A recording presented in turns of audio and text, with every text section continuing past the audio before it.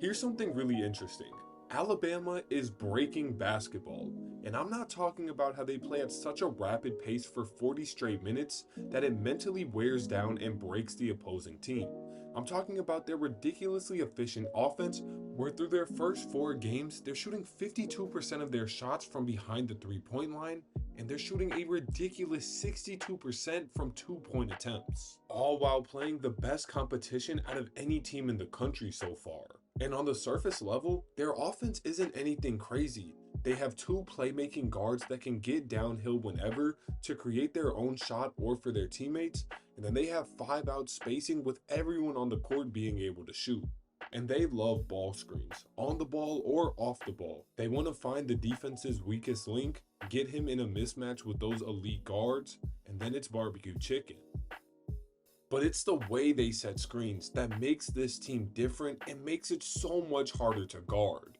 Looking at a traditional screen, the big man has to make sure they're set before that contact gets initiated or it's an offensive foul. Because of that, he might be slow getting to his role, making his guard play 1-on-2 for a split second. But Coach Nate Oates and Alabama are anything but traditional. The way they set screens is something I've never seen before. Alabama sprints into all of their screens, and instead of holding them trying to brick wall the defender, they give them a little tap on the hip and then get out of it and roll immediately. This does a bunch of things to the defense, but the main thing it does is it stresses out the two defenders involved in the action. Everything is happening so quick, there has to be immediate communication. Are we switching? Are we blitzing? Are we staying attached? What are we doing? It also gives Alabama a speed advantage as this defender is flat-footed and the man who's chasing the screener is running the opposite direction. So if Aiden Holloway or LeBaron Philon make a quick move, now he has the momentum advantage against two defenders. Another thing it does is confuse the refs. A traditional screen is easy to tell when a player is moving, but because these screens are angled to hit the defender's back more than their shoulder, it's a 50-50 line, and because they're getting out of the roll so quick, the ref usually doesn't blow the whistle. And watching more of these screens, it feels like Alabama is screening an angle rather than a man. Because what you'll also notice is the driver is driving the same time as this screen is being set.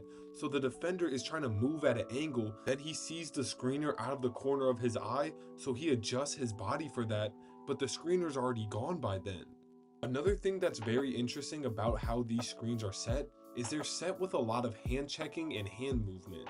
The first thing this does is it allows the screener to push off that defender just a little bit to get momentum into that roll. The second thing it does is it takes away the defender's hands at times. Because these Alabama guards are so quick, the defender resorts to hand checking and riding them as much as they can because they need any advantage. So when the screener comes and tags the defender's top half, they naturally tag the screener back. And with their hands initiated on the screener, this is all the advantage that the Alabama guard needs to get downhill to go to work. But there are so many nuances that come with these Alabama screens. The next thing they do is they don't even set the screens, and instead they'll ghost the screen, which is when a player pretends to set a screen and runs into open space, and this really confuses the defense. When Alabama ghosts these screens, now it puts this point of attack defender in a really tough situation. What teams have done on Alabama so far in this season is they've stayed attached and not switched, meaning the screener's man will stay with the screener and the ball handler's man will stay with the ball handler. But what happens when these ghost screens are coming to get set is the point of attack defender will open up his hips, preparing to fight through that screen. But when the screen doesn't come, now his hips are opened and the ball handler can get to work.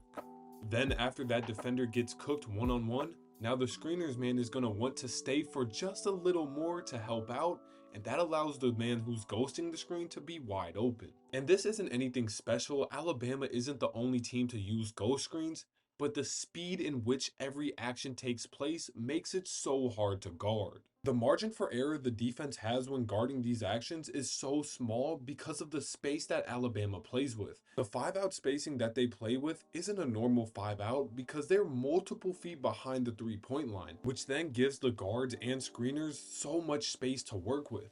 Look at all of this space. There's so much freedom that these players are playing with. And that's not all. The last thing this Alabama guard can do is reject the screen and go the other way. With the defender preparing for the screen, he may take or lean or reach out to brace for that contact that comes. And that's all that's needed for an Alabama guard to reject the screen, go the other way, get downhill, and create an open space. Now there's one more thing I think this type of screen does to help out Alabama. Against St. John's, they had 14 offensive rebounds, and against Illinois, they had 10.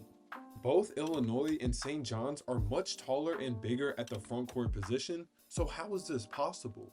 That's because when Alabama sets these screens and they roll out right away, they're quicker to the rim than the defending big, which allows them an opportunity to control more space in the paint and get the offensive rebound. Sometimes the opposing guard will go over the screen, and that's when Alabama will pull up for a jump shot, and now that roller is crashing to the rim with a head start, allowing for a putback.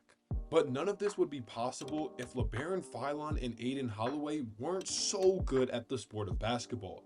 I don't like using the term shifty a lot, but that's what they are. They're shifty, twitchy, quick, every word you can think of, that's what they are. They allow for this team to play with such speed and such tempo, and I'm not sure there's a team in this country that has two defenders that can guard both of them. Alabama looks really, really good, and I'm very interested to see how their screening strategy continues throughout the season. If you made it this far, you the GOAT. You might as well subscribe while you're here. I love all of y'all, and I'll catch y'all in the next video.